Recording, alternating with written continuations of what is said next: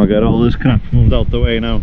I'll use a short chain, I think, from the undercarriage to the pickup hitch on this tractor, and just pull it up that way, or I might use the other tractor. The other tractor's a heavier tractor, in case the undercarriage is a bit heavy to pull. I don't want to be spinning here. I don't think she'll be spinning. I tested moving it yesterday with just the boom after taking the drives out of the final drives, and she was moving quite easily, so it should be easy to pull out. See all the metal filings from the bearing binding on my hands. My method in my madness now is going to be hook the chain on short here now to pull the undercarriage out. Put the chain through that bottom towing eye there. Lower down better, it'll pull down on the tractor, give the tractor a bit of weight. I don't think it'll be heavy to pull, as I said earlier, but I don't want to be struggling to pull it out. I'll put a couple of ratchet straps around this up to that top pin there. I'll put one on each side, so 2 5-ton ones doubled. Should be pretty much 20 tons of strap strength, which it is and it isn't, but it'll stop the arm opening out, so I'll have the ram and the straps together. It'll only be temporary till I get the undercarriage out. I can put axle stands. I got a couple of 16-ton axle stands that I can put under the body then, just to hold it up. I can rest it down on them while I'm changing the bearing, and then those straps won't be doing anything then, only while I'm pulling out, and they're just meantime straps. I might have to leave the undercarriage with the side of the track about here, so I can go on the undercarriage to jump in the cab to put the machine down and go up and down with the machine. I'll find a little ladder or something. I don't want to be... Oh, I can just climb in. It shouldn't rock much anyway. The ditching buckets gives it a lot of stability. Doing it with just a quick hitch or something narrower would be a little bit more... if you're doing it with a quick hitch or some narrower bucket, it would be a little bit more hairy, but wider the bucket, the more stable it will be. Now from this point on, things are very dangerous. So if you're incompetent or not used to doing stuff, I would not attempt this.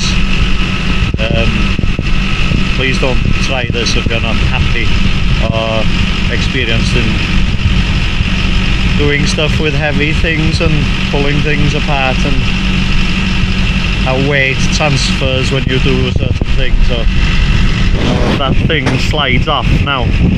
She'll slide to here, and the undercarriage will roll away as it's sliding. So if there was someone standing on the far side and they started to slide off this way, she'd press the undercarriage that way, she'd land on me and she'd push the undercarriage over someone else.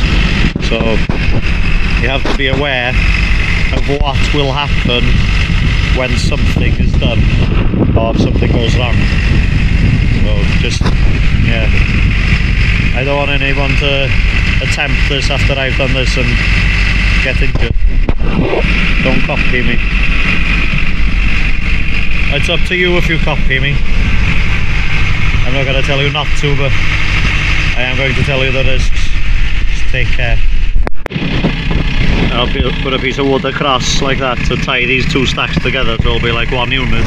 The weight will hold it as one. Yeah, get it jacked up. Put the two straps on around the pin bosses there now. Around the same thing at the bottom there. It'll just stop the arm from opening out under weight while she's being held up in the air. The straps can't pull it this way, the cutting edge will be catching too much in the ground. The ram's holding anyway. The ram's good enough to use without them and just putting them there in case. I've deleted the audio from this clip. It was terrible. I tried to play around with it to make it sound a bit better on the editor, but it was sounding like I was talking in the far distance in a church somewhere. Sorry if you can hear different noises in the background, but that's how it is. I'm just jacking this body of the machine up here now.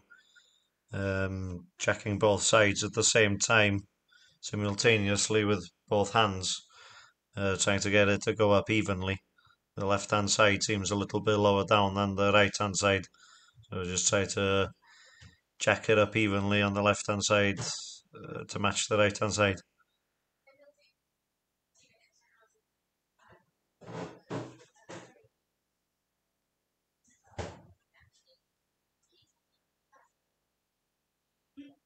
Trying to zoom the camera in this section here so you can see what's going on a little bit better.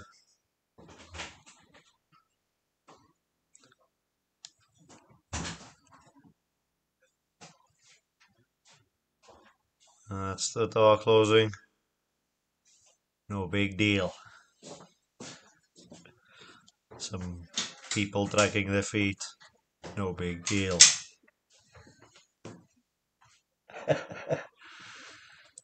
This clip might be a little bit better now for audio, so I'll let you go back to the GoPro.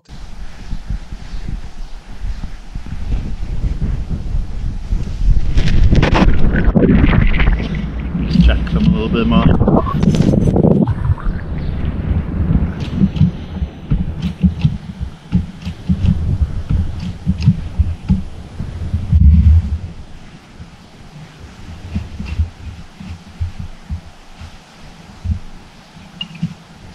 Extra plates on top of this one. Quite high enough. The plates on here are not quite high enough.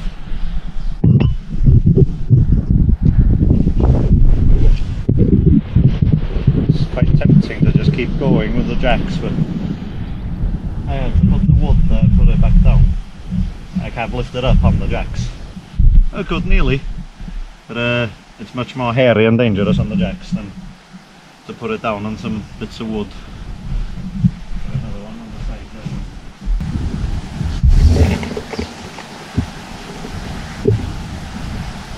Yeah, she's resting on the timbers. Pretty much ran out of things I can do before pulling it off now. I'm looking forward to it and also a little bit anxious. Not too anxious, but possibly the right amount of angst. I've done all I can to make sure that it's safe, so let's see how it goes.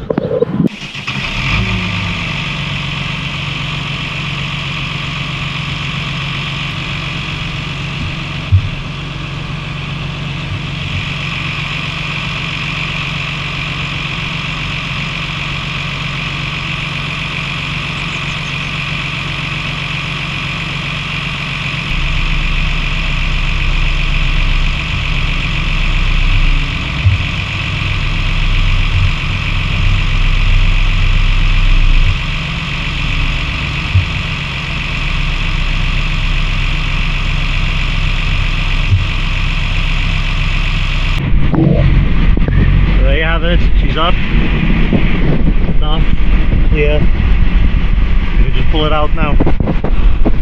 Just check around the back in case there's something not good going on here. Nah, all good. You know, these stack of logs should be inward like that, but you need twice as many bits of wood as well, so.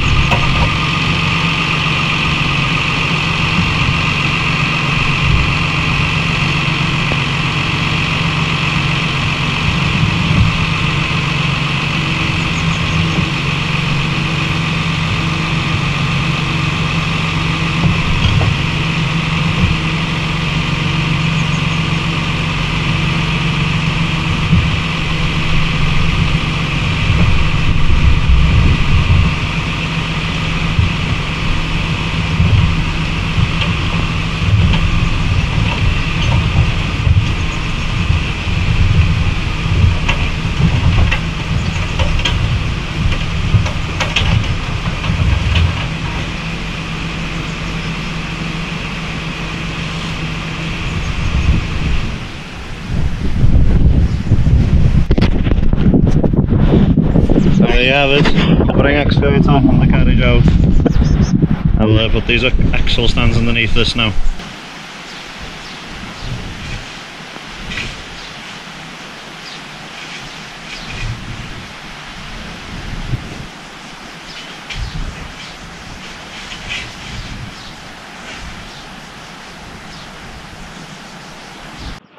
So these corners here, they're not very strong, and the JCB is no good for axle stands. I have to put them under that plate there. Very much tight fit like it is. I have to tap that foul block in, so I'll leave it like that. I won't drop it down onto them, there's no point. You might as well hold as much pressure as you will with the hydraulics. Get the grease pipes off and undo all the lowering of bolts and this hole. There you go. Listen to that. Must have quite a lot of ball bearings still in it though. I can't lift it up and down to get it back. So you can see the plate in the bearing.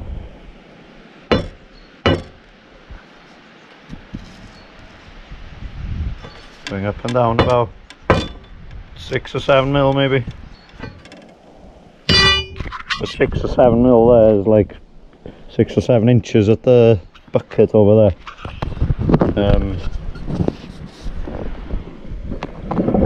She's well knackered. I ran her till I couldn't run it any. No good having the old one on there and having this fill up with rainwater. I'm not sure if that looks like oil. Slackened them all off now pretty well, so just get them off and pull the bearing off. About 5 or 6.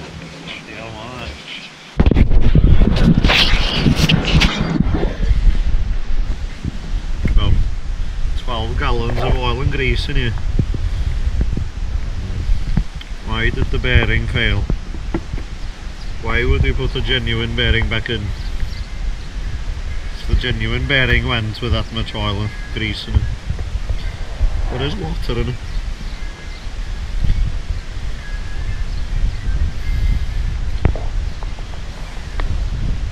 This is supposed to have an oil bath.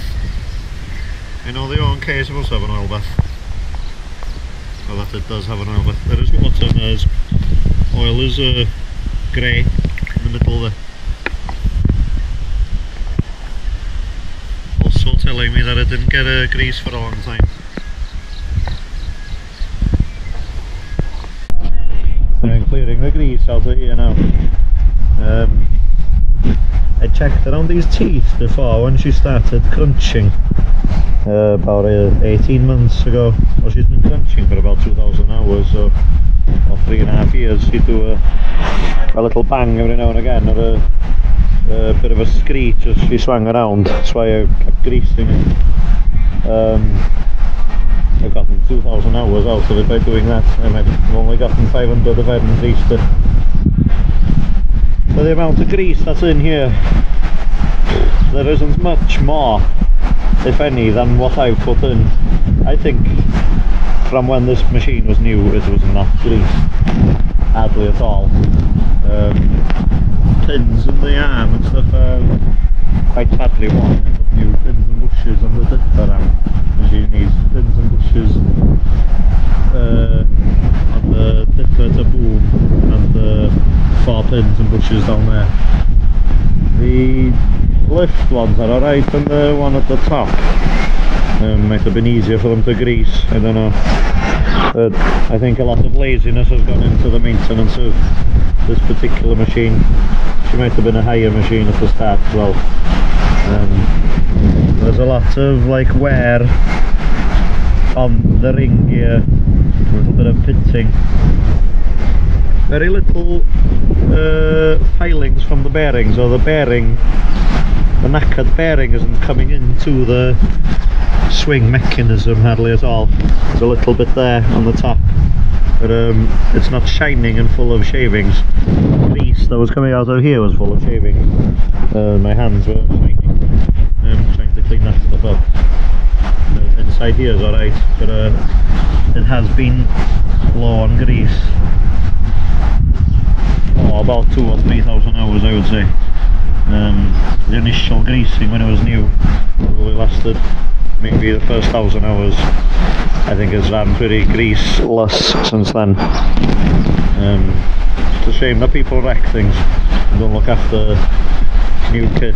You know, everyone's worried about the environment and all that kind of stuff. Your worries are bullshit if you don't look after what you have. It's complete nonsense. Some of the people running this machine might even have been a vegan, thinking about the planet and this and that. Well, grease the bloody machine if you want to look after the planet. It's a massive waste. I'll clean this up as good as I can now, and I'll put the rags, clean it up with the rag again after I finish scraping the shit. And I'll put the steam cleaner in here just to see what's going on with this centerpiece here, and see what's going on with the peeling of this area from the top. I couldn't understand what was catching on the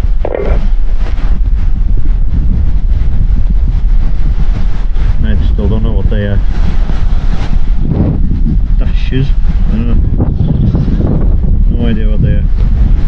Enough bolt heads. They're just inconsistencies in the casting, I suppose. And there's a little plate there. I think that's for draining the oil bath.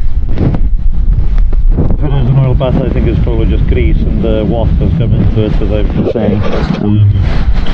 But there is a, I think it's more of an inspection for the gear, the drive gear, than a drain plug.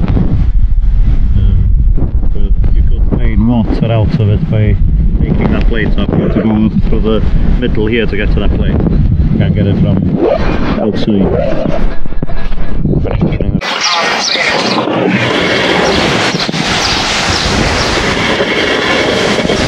It's amazing that it wasn't jamming up. It's done well. It done me well. Fair play. There's a serial number or something in there. It's odd to have it welded in like that. You think they'd stamped it in. I won't steam clean it. I'll take the bearing off first, wipe it, and then I'll steam clean it, so there'll be bloody grease everywhere. Count these holes now, see how much there are in it. Oh, 32 holes in that one. I am really hoping that they've sent me the right bearing. Too many times they've ordered parts and been sent the wrong parts. Let's hope there's 32 external bolt holes on this one as well. All plated and everything. Little Chinese writing here, upside down. Why is it upside down?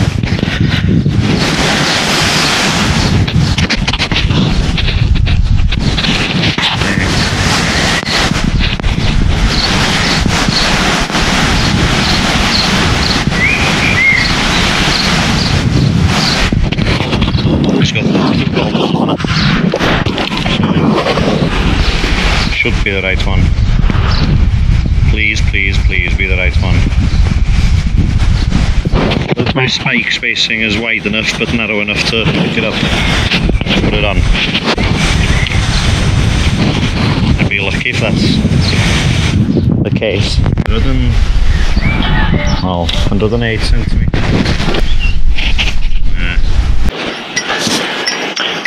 A bit of bother finding something to do the job to lift the rings up. I think it'll lift up in the centre without any bother. Having 2 lift points instead of 3 will make it easy. The thing I got is this piece of pipe. I might drill that and put the bolts through it to bolt it onto that and just lift that thing with a sling, or I might weld an eye onto the pipe in the middle.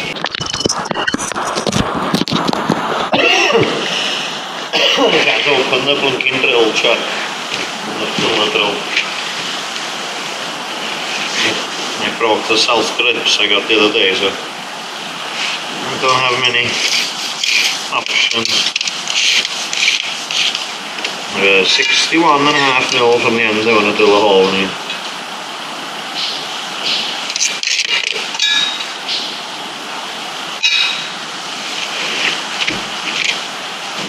1.5 mil from each end.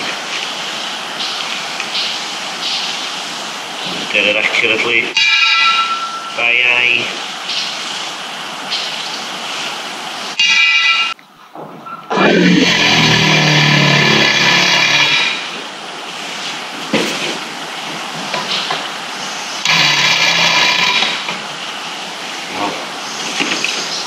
Some fast cutting.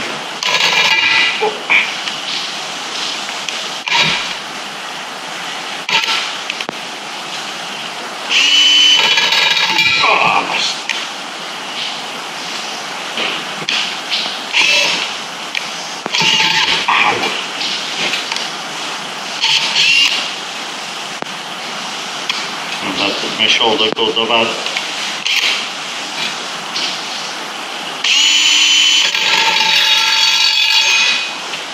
Bastards when you do that. It's a bit worse when you drill a pipe.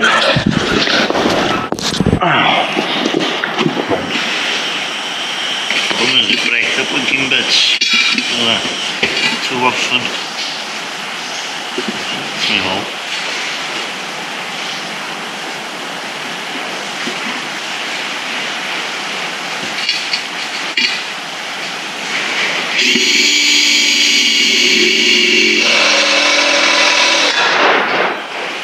Pretty close to being the same.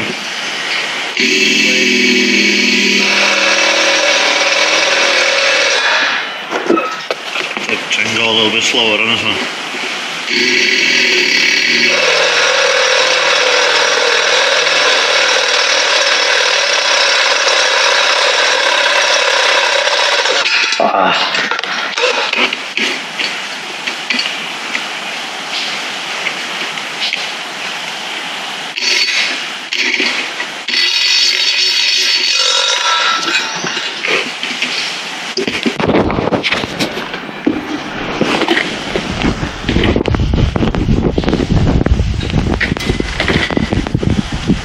Measure the bang on the seat. Oh wow, this in the middle.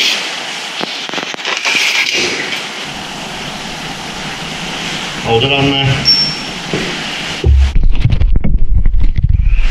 You know what? Hold it upside down. You need to hold it on the other side. About there. I'm not going to bother cleaning the nuts up. The heat will burn the grease and oil after a little while. I'll be more than strong enough to lift that up. It'll be stronger than I can lift with my fingers. I can probably lift one side of the bearing with my tips of my fingers anyway. Wow, it will be much stronger.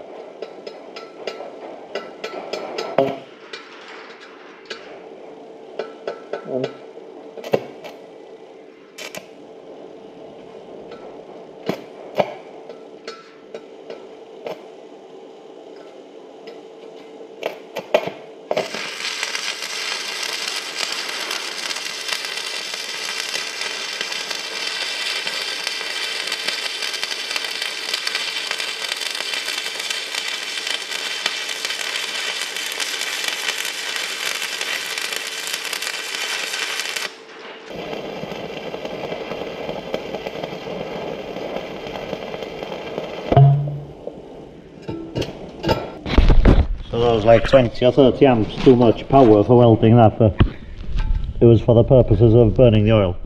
So that's pretty much bang on in the centre there, and we can use one single chain in the middle now to lift it up, and use those woodworking bolts that I just happen to have. I'm just using whatever works and whatever I have. There you got it on there. Oof, look at the oil based welding.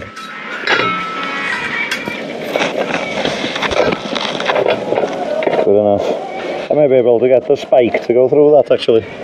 Might have to fiddle with anything else.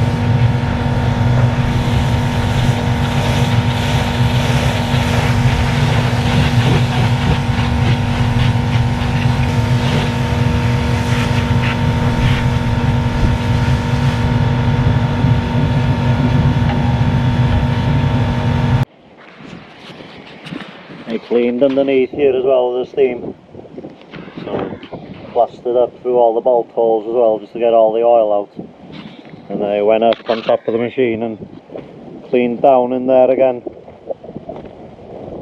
So I washed down around the bottom, in the middle, below the spool block, just to get everything perfectly clean in there so I can see what's going on. There's like a plastic, well, like a plastic sleeve. It's kind of like a seal. It must be a seal, but it looks like plastic to me. I wasn't sure what they had. There's a seal to stop rainwater coming in, but the plastic sits on there. You see it's been wearing on this as it's turning around. But the slip is supposed to be high enough for the water to fall through there and not come in here, I suppose, is their idea. It looks like the plastic is sealing well. It is a little bit rusty. It might have worn down and got a gap, so I'll see if I can order one of them as well. I'll put a new plastic piece in there. I know then that it's good. I don't want to put it back together and rainwater coming in here. Just like, what's the point?